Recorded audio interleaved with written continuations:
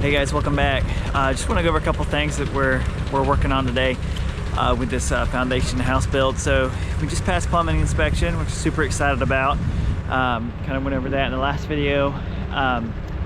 Just want to talk about the rebar layout and then the grounding method that we're using nowadays. I met the inspector this morning. I always ask the inspectors, like, hey, you know, we're looking at the next inspector being form inspections.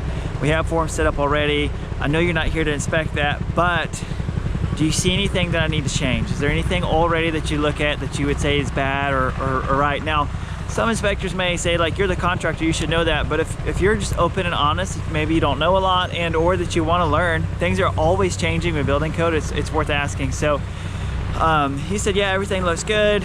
We're gonna aug some piers in the back of the foundation because the buildup wasn't very packed. They are packing down the footer. They're gonna add some gravel in it and really get it nice and tight and locked in before we pour our footers.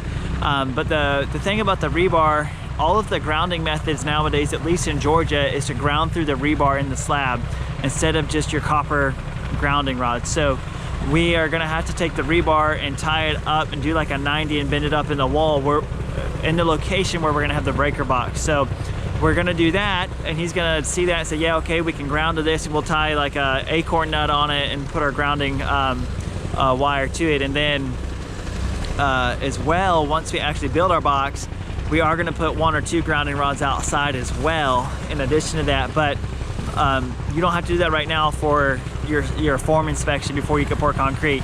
But we passed our inspection for drain lines as well as our supply lines for the water.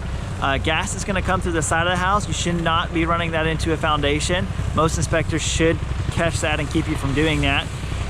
But more than anything, I just wanted to kind of get into the, hey, make sure that if you're laying out your foundation and you're using your rebar, that you're bending it up at least 1 piece of rebar into the wall. That way you'll pass inspection on first go around as well as actually have something to ground to. Hope this was helpful. If it was, please like and subscribe. Thanks.